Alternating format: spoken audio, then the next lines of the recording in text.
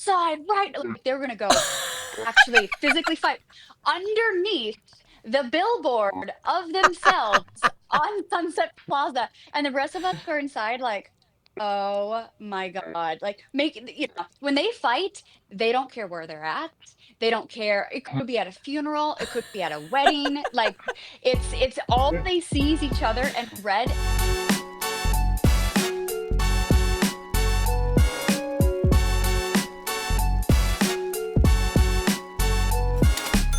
Before we proceed, I must say a huge thank you to Moody. First of all, for helping us make this podcast happen, but second of all, for giving me energy again.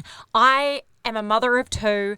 I am juggling a job and kids' life, and I sleep terribly, and I have just been so lethargic and groggy and tired. And so I actually started talking to Kate from Moody last time she was in, and she suggested that I give the AM blend a go. So I got some of it. I got the gingerbread one, which is so delicious, and that is how I start my day now. And I swear to you that my energy levels since I've started the AM blend from Moody is so much better. I used to find myself wanting to have a wee nap in the car before pickup. I do not have that urge anymore, and I feel like I have energy to actually play with my kids and all that sort of stuff. So if you are feeling tired and run down, get your hands on the AM blend at moodyblends.com. It is so freaking good. Hi, welcome along to A Little Bit Extra. My name is Sharon, and this is your escape from the shit show that is planet Earth. And today, we are diving in super deep to the latest season of Selling Sunset.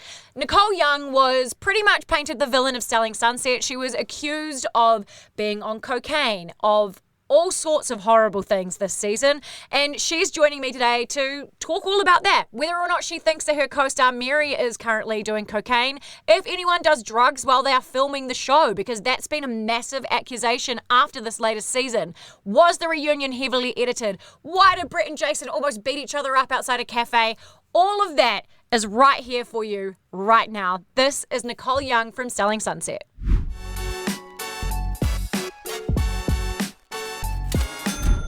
Hi, Nicole. Hi, how are you? Oh, Nicole, I am so excited to have you here because we had Jason on at the very start of the season. I actually, weirdly, about 4 years ago, found Jason's phone number on the internet and cold called him to come on the show. And No every way. season of Selling Sunset, he comes on now. And so I was like, this is amazing. He's so great. But to have you on as well, because I feel like shivers, man. You have been through the ringer with this season of Selling Sunset. How are you doing? I'm doing okay. It's weird. It happened almost a year ago, but like so much time goes by, so you really just you have time to just kind of get back to normal life, let it just get out of your system. But then you got to rewatch it and relive it and see how it's edited, see what's left in, what's left out, and it's kind of a lot. But thankfully, this is not my first rodeo. Oh my God. Because that was the thing I was thinking, like, when you watch it back, because obviously the creator of Selling Sunset very famously made some of the biggest reality shows of all time. You know, you've got like The Hills and Laguna Beach, and like they can get very toxic. When you watch it back, because I remember seeing Christine on Call Her Daddy and she was calling out the editing and stuff like that. When you watch it back, do you send off angry texts and be like, what the fuck? You totally stitched me up on that? I mean, last season I definitely did because I was like, "Come on, guys! Like this is just not fair. You're just throwing me under the bus here." But I also know nothing's gonna change. You know what I mean? So it's just kind of like I don't know the frustration that you try to you know have to them. They just are like, "We don't care." Because I feel like the internet does really jump on things. You know, I watch the reactions and stuff to Selling Sunset. Similar things are happening with Secret Lives of Mormon Wives at the moment as well. But this is actually people's real lives. And I think that that was the thing that made me really feel for you is like when you were having allegations against you about doing cocaine and all that sort of stuff. And then you on your TikTok afterwards, I'm assuming it was Amanza that sent you a like 9-minute voice message saying, oh, my bad, actually, I got that wrong.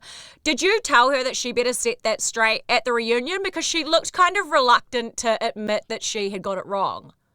Well, yes. I mean, I knew that eventually she would. I don't know if it was she was going to remember the truth, or if it was she realized, or she was going to admit that she, just said it out of retaliation. But I was like, you better correct this. Like, you better correct this because amongst all of us, I'm not the one with substance abuse problems, and you should be the last one to throw stones. So this would be, your best, your best bet to correct this. And I think that's why she said it so hesitantly, because it was like, oh shit, this is gonna look really bad on me. So I think that's why she was careful. Like, I don't think I've ever seen you. Like, no kidding, you haven't, because you know that.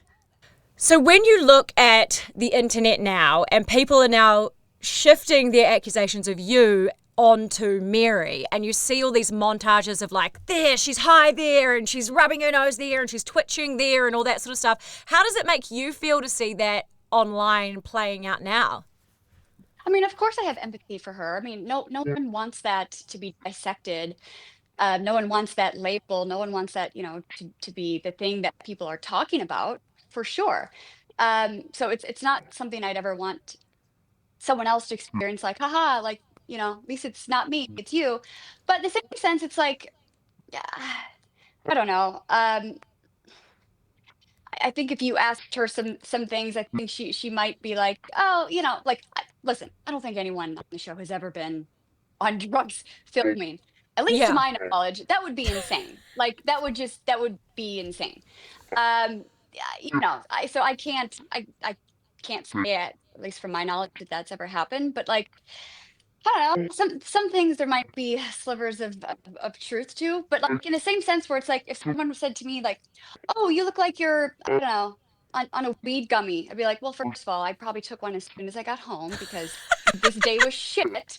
But Yeah. again, I didn't do it filming. But that's, I think that's kind of the tough spot that I've gotten into, because so many people are like, "Why don't you just admit it?" I'm like, here's the thing: if there's any truth to it, I would have just admitted it, because people would have been long gone and done with that story so long ago. They would have gotten bored and moved on. But I'm not going to do that because it's not true. And, it's my feelings on that substance are very, very strong for a reason, which is also why I think they used it as a trigger, because they knew it would trigger me, and, they knew they would get the response that they did. Yeah, well, because that's the thing. Like, saying that you go home and have a weed gummy, it's legal in the US. There's nothing wrong with that because that is a legal substance over there. Labeling someone with cocaine is like a completely different, like, kettle of fish. So I had so much Totally different. empathy for you on that. And also, it's just like, there's enough drama going on that we don't need to start, like, making up drug problems for other people. It's also quite funny because, like, I've watched from season 1, and just seeing, like, even just the evolution of the fashion is crazy. I do miss Christine, and I've seen her commenting on your social stuff, but she was just such great reality TV in every way, from the fashion to the one-liners to the drama. I really kind of hope they bring back her and Heather and get rid of some of the others and kind of bring all of you actual original O Group people back together, because that was such a great show. Totally. I mean, that would be fun. First of all, I mean, Christine's just iconic. Like, she Yeah. knew her role. She knew how to play it up. Like, she came out of the gate like ready to go and running. And you know, I don't think anyone can ever compete with that. And I love that for her, and I Yeah. love that she's missed, because, you know, Christine, I think Christine did a really good job of, she would bring the drama. She'd bring the spiciness, but like, but she's not going to the level that we're at now, you know? Oh, no. And It's it was still fun, or like her insults would still be funny. It wasn't just like dark and toxic. And you need to have that. Otherwise, people just feel like ick after watching it. And I think that's kind of unfortunately where we're at. when I was speaking to Jason, he was saying the reunion, he hadn't seen the final cut of the reunion at this stage. And he said, I think that they'll be chopping quite a lot out. And when you watch the reunion back, it seems like it's been heavily edited. Romain gets brought in. He literally doesn't say a thing. So I don't know why that was there. And like the selling the OC part seemed so long. But also, it kind of blew me away that you only had to come in for this little bit when you were like one of the biggest storylines of the whole thing. So do you think that it was severely edited, that reunion, to make people, like certain people, look in a better light? I don't know what their intentions are, but for sure it was definitely edited. I mean, I will say I was legitimately only out there for 5 minutes. Like that was, and why I don't know, and why they had me waiting for so long. I have no idea. But I do know just from like talking to a few of the people like afterwards that they were like, oh my, they said that it was the worst that has ever been filmed. It was horrific. Like the things that people were throwing at each other, and it just got nasty, nasty, nasty, and Ooh. messy. But I wasn't there. I mean, I was in my trailer, but I wasn't watching anything. So I don't know. I just heard it was horrific. Yeah, because I feel like they didn't super get into a bunch of stuff. I just thought it was so strange. Like, Alana, who I do like Alana, I think she's a great person on the show. But it was bizarre to me that she sat out there the entire time and you came out for like 5 minutes when you were like one of the main storylines of the show, and she kind of just like pops in and out. She's like your little ray of sunshine that just kind of stays out of everybody's business but is there to kind of, keep everyone straight. But I found that bizarre. Why did they keep you separate? Was that like a choice you didn't want to be out there for the whole time, or what was that about?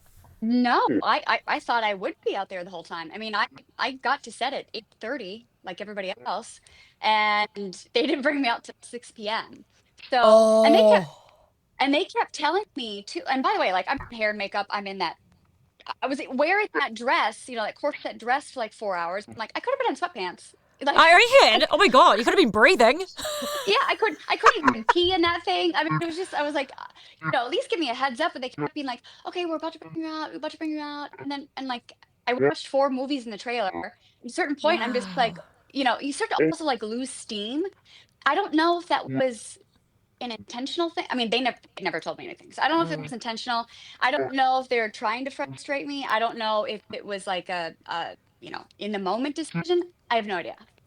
I definitely think that that's a tactic. I did a reality show type thing once where like people were competing for this job and they kept us in this room like similar like all day, and you were sitting there and the lights had to be like dark so you only had a little bit of daylight. And I think they do it because it makes you like hyper emotional, so when it's your turn you have like bigger reactions than what you normally would have. And I wonder if that's because they were trying to get that out of you, that maybe that's why they did that. But that's so fucked up.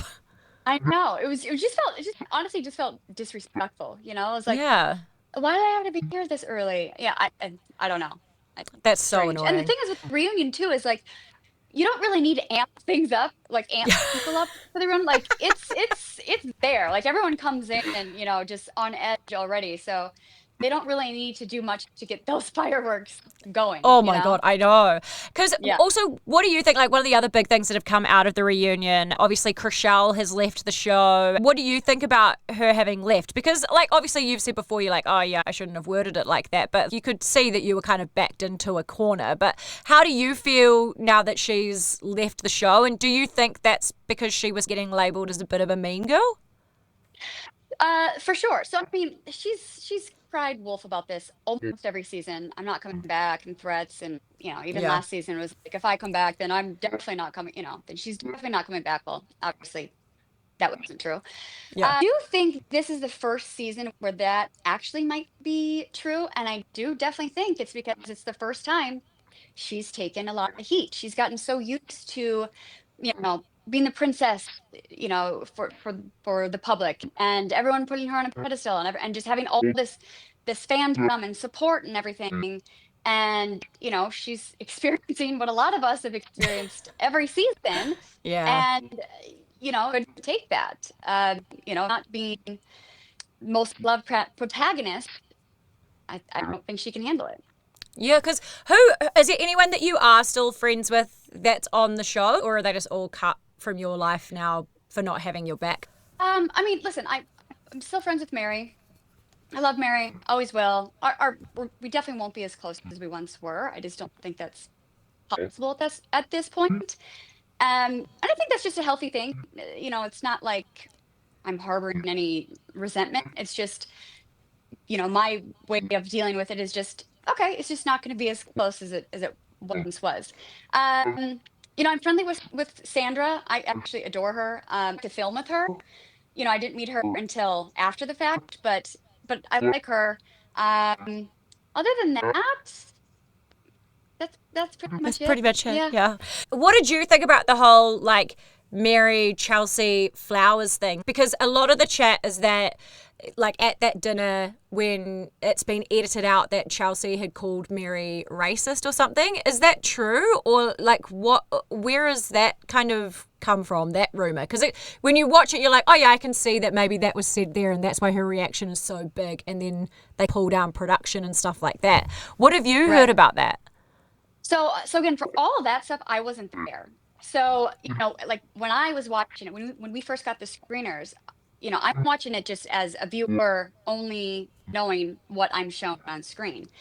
And so when I watched it, I was very, very confused. Like Yeah. my head first went to like, okay, clearly there has to be something or some things that were edited out or that didn't make the cut because this just doesn't make sense. Like it just doesn't make sense. Now, obviously, I've heard the same type of rumors that are swirling around that everybody else has, but I just don't know. And frankly, it's one of those things too. I'm like, maybe it was good that I wasn't part of it for the end because I know. It's also one of those things where it's like, show us the tape, show us the tape. It's interesting because it's like, it was all good to damage your reputation with the cocaine allegations and stuff like that, but then we're heavily editing things and like pulling down cameras and stuff in other parts. So it just seems like they're happy to yeah, make some people the villain and some people not.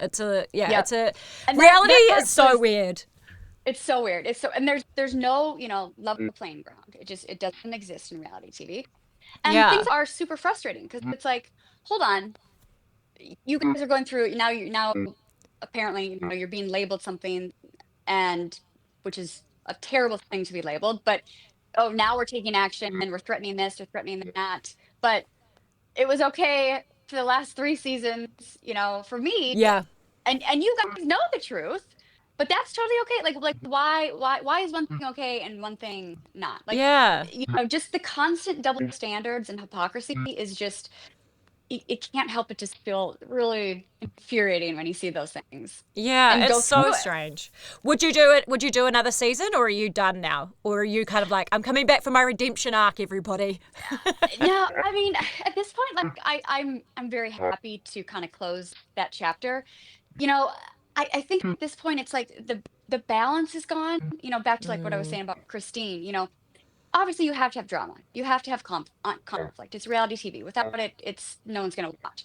But yeah. you also need to have light moments, and you need to, people need to be friends. You need to have some kind of relationships, and I think viewers are just kind of fed up because they're like, okay, how from how they're portraying things to what they're editing out to what they're, all the everything that's being contrived is become very apparent to people.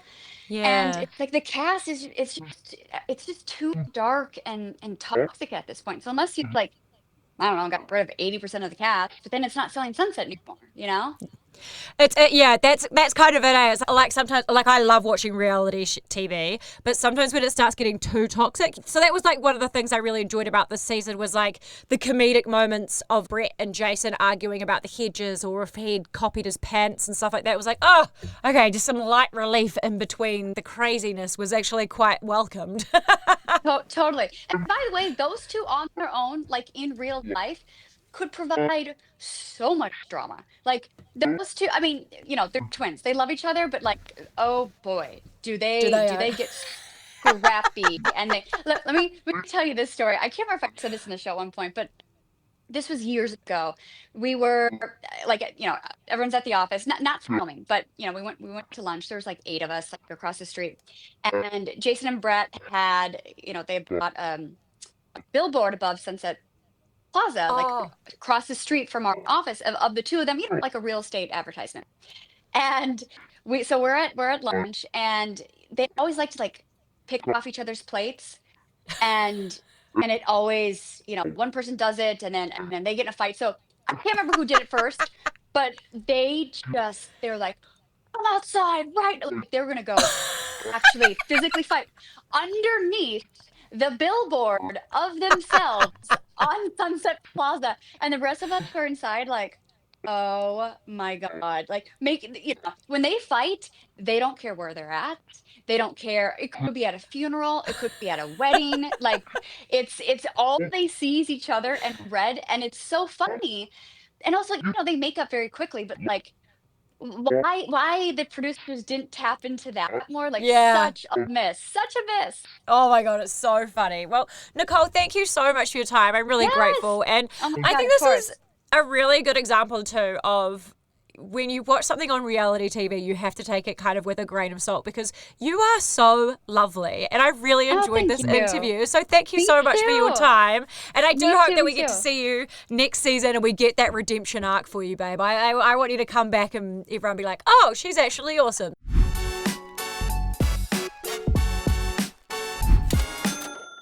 Every week on the Pop Culture Wrap, we choose a person of the week of pop culture. And this week, I have chosen the one and only, one of my favorite people ever, Kelsea Ballerini. Now, if you don't know who Kelsea Ballerini is, she is a country pop star and she's been in a relationship for the last 3 years with Chase Stokes, who plays John B on Outer Banks. Now, the reason that she is my person of the week this week is because she is going through what seems to be an extremely messy breakup, and she has not reacted to any of the social media stuff that has come out about it at all. And I think that deserves the crown just for that. But I have to admit, I do love when the drama does go to social media. So what happened is last week, the Country Music Awards were happening, and very noticeably, Chase Stokes was not in attendance with Kelsea Ballerini. He has been to every single one since they have been together, and they're very publicly supportive of each other. But he was not there. The next morning, he went onto his Instagram story and he posted and then deleted 2 very telling Instagram stories. The first one, Chase puts up and he says, "Don't believe the media. I did nothing wrong. I'm blocked. I tried." He then followed up this Instagram story with another one saying, "I'm sorry for those who believed in us. It is what it is, onwards and upwards." Now, these were out there for maybe 20 minutes and then they were deleted and nothing has been said ever since. Now, people are wondering, is this to do with the fact that he was seen in a photo with his arm around Madeline Klein, who is his ex-girlfriend and co-star on Outer Banks? Did he cheat on Kelsea Ballerini?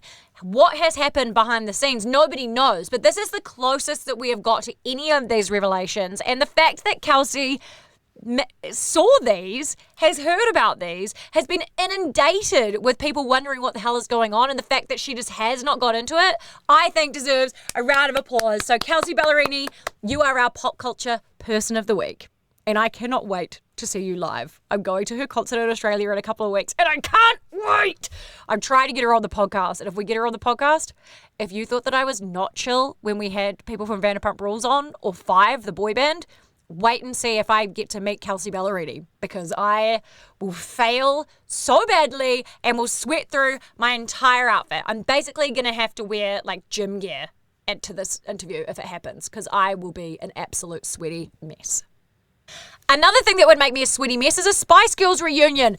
What is happening? It's driving me crazy. Like it's making me emotionally on edge. It's making me scroll through comment sections, and every morning when I wake up, checking every single Spice Girls social media platform that I can possibly find, because there are very strong rumors that the Spice Girls are going to be reuniting for a world tour. Now, what really sent this over the edge is that last week, Cruz Beckham, who is Victoria Beckham, aka Posh Spice's son, and he is like starting a music career, but he posted a video of Victoria Beckham singing Viva Forever, one of the greatest Spice Girls ballads of all time, with him on his Instagram. Now, this alone was incredible because nobody has seen Victoria Beckham sing in such a long time, let alone just singing acoustically on her couch at home with no auto-tune, nothing. Just showing that she is an amazing singer and she's classically trained. Let us not forget that. Give some respect to Victoria Beckham's vocal pipes. And it was just so beautiful.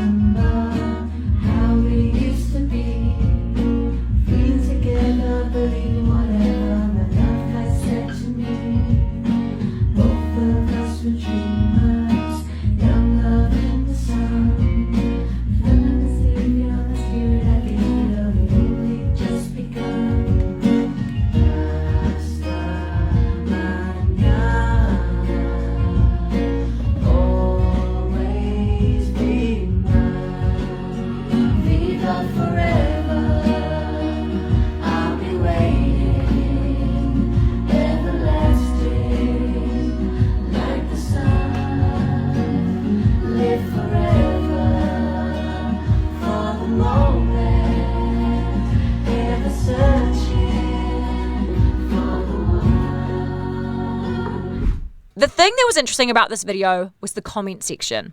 When you looked at it, the first Spice Girl to comment was Mel C, aka Sporty Spice. Mel C enters the chat saying, I love this, getting a head start on rehearsals. And the fandom, including myself, was like, rehearsals? What are we rehearsing for? And then Mel B comes in and says, it's happening. And remember, it was all my idea. What? Where is Emma? Where is Jerry? Like, what's going on? Are we getting a reunion? And then it just goes quiet. I even had my friend who was working in the same building walk past Emma Bunton the other day. I was like, you've got to make friends with Emma Bunton because she works on one of the radio stations where he works. You got to make friends with her and you got to find out if this reunion's happening. He did walk past her and he said hi. That was it. I was like, one job. You were supposed to go, hey, Emma, so Spice Girls reunion, get us an exclusive for the podcast, for goodness sake. But so far, it's a work in progress, but I will keep you updated. And Mitch, if you're watching this, one job. Get the tea. But then, last night, Mel B, aka Scary Spice, she posts like a skit TikTok where she is sitting on the couch, she's supposed to be cleaning up, and then somebody comes back and she pretends to be on the phone to Jerry, and in that, she's saying, yeah, I can't wait to go on tour. Like, she's talking about the tour.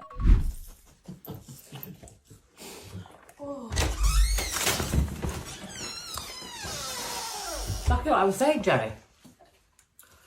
Of course I want to go on tour. Your phone's gone way around. I don't know what is happening with this Spice Girls tour, but it absolutely needs to happen. And I just want to say, this is my dream. And if they come here, I need you all to just back the fuck off until I have got tickets, okay? And once I've got tickets, then you guys can all go in and get your tickets, okay? But it is honestly something that needs to happen. I need to see all 5 Spice Girls. And you don't understand, if I don't get tickets to seeing all 5 Spice Girls and they're going on a world tour, then I think my life might be over. And I don't think I'd be able to do the podcast anymore. And I'd be sad. And I can't miss out. So that's the rules, okay? If the Spice Girls do a world tour, everybody just back off until I've got tickets and then go hard, okay? That is just all I ask.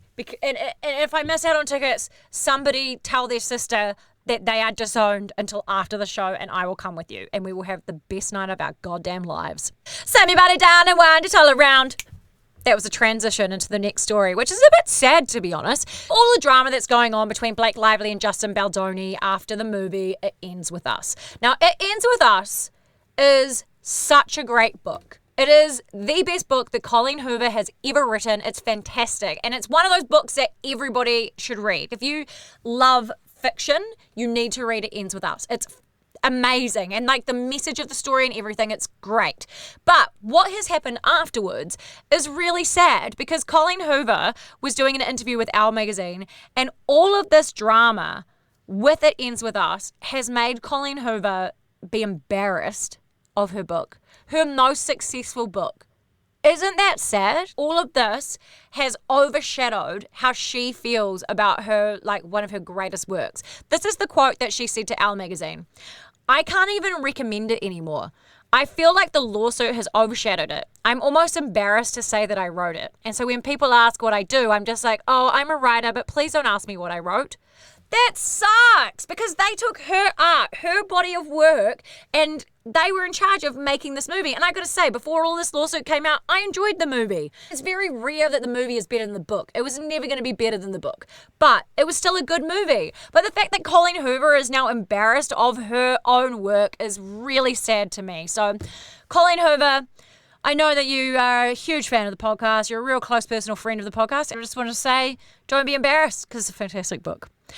I love the fact that on this podcast now, I get to talk to so many different people, and I recently got to chat to Sophie Maud, who is a New Zealand musician who is doing some freaking amazing things and raising awareness for OCD here in New Zealand. And I got to catch up with her last week, and she's just amazing. If you've never listened to Sophie Maud before, you should check her out. This is my chat with her. I got an email from a lady named Bev. Bev has worked behind the scenes for as long as I can remember in music, and she is one of the greatest humans ever. She emailed me about an artist that you definitely need to know about. Her name is Sophie Maud. She joins us on the podcast right now. Sophie, welcome to the show. Thank you for having me. I'm so excited to chat with you. Oh, me too, because I'm so intrigued and supportive of like this new avenue that you're taking with your music. So you've got a new song called Under Your Spell, and it's like a really powerful track about living with OCD.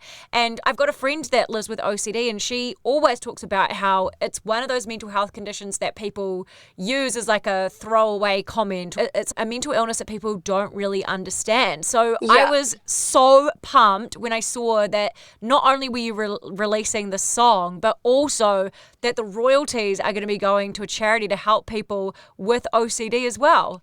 Yeah, 100%. I thought that it's just a perfect opportunity to try and help provide support for someone that needs it. I grew up with OCD. I spent time on numerous medications and in hospital and centres. I lived 2 months in Rotorua just to try and get support for it. And I didn't have these treatments available. And these treatments are life-changing, but there's so much money. And just for one treatment for one person for 4 days is around about $5,000. And so the more that I can try and give, the better. And so I'm also donating ticket revenue from my show in Auckland this weekend to that as well, to try and, because we know that royalties doesn't accumulate much money, but the more that I can do, the better. And it's also bringing awareness to OCD, to my story as well, and yeah, and also like the misunderstandings. It's not people's fault that they don't really realize the depth of it. It doesn't help that a lot of TV shows in the past have kind of used it as just a cleaning thing. Yeah. I couldn't be further from clean myself personally. So that definitely doesn't define my OCD. But yeah, it's just a great opportunity to just bring awareness to it and also bring a bit more depth in my songwriting that I've never really done before. So yeah. Oh, you should be so proud of yourself. It Thank you. doesn't surprise me that mental health has such a bad rap here in New Zealand when like treatments are $5,000. It's like $1,000 a night. It's more than $1,000 a night to go to a 4-day treatment for OCD. There is like a big misunderstanding about it, like you were saying, where it's like, oh, I'm so OCD like that and stuff like that. Yeah. What was your journey like with OCD? Like, how did you realize that's what you were living with? Yeah, so my mum, luckily, she's got a nursing background, and when I was just a few years old, she could really notice something was going on. She noticed something wasn't quite normal. There were little things I'd do, like I wouldn't let my mum or my dad touch certain surfaces, or I'd have to touch certain surfaces multiple times, and if they interrupted that pattern, I'd just completely break down. And it kind of spiraled as I got older into a lot more severe things if I wasn't able to complete certain tasks. And then I started having to do things like turning up, standing up, turning around a certain amount of times, moving my hands around because in my peripheral vision, certain colors were getting me to do certain things, and basically even things like in the documentary that just came out a few days ago about my journey in edit, we were talking about how I had to go clockwise, and when my mum took too many left turns in the car, I grabbed the steering wheel and I made it go right, because I was like, it was really, really working me up, like screaming, crying, like 10 years old, 9 years old, and just like the severity of, it has no common sense. Like, I did not care that I could have caused a crash. Like, in the moment, it was so much pain going on in my body, so much triggering, that I just had to act. And so, yeah, OCD can have no boundaries. And, for me, I think the hardest thing was I had certain trigger words. And, a lot of people joke, be like, oh, I can't hear the word death, like, oh, it triggers me. But like in words that were so popular, if someone said it, I had Tourette's as well, so I'd drop and I'd like Right. have a tick fit. I couldn't like say the words, I couldn't spell them or write them down. And it made it really impossible with singing because a lot of these words were common and I had to replace them with a word that so obviously wasn't the lyric. So it was just, so like frustrating. But I'm so glad I'm in a place now where I was able to use my own exposure therapy because there wasn't, I didn't have access to these things because there's not so many people in this field. But I was able to get to a point where I can now live my life. But, so many other people aren't at that point, which is why this treatment sounds so like life changing for so many people. That is incredible. And like, it's hard enough being a child, navigating the world, but then also like throwing that in as well. What an amazing mum that you have that she picked up on that too to try and help you. So now that you have you've released a documentary, you've got Under Your Spell coming out, how does it feel to like have this out in the world now? Because it's such an important conversation, and I see reading about your story, seeing people like Steph Monks on the Edge who has shared her story with OCD as well. And to be honest, Steph is probably the person that has taught me the most about OCD, and she's really good at being like, hey, please don't say things like that. And so when I saw your story come through, I was like, oh my gosh, I love seeing so many like people coming out and actually raising awareness for this. So how is it feeling for you now that it's out in the world?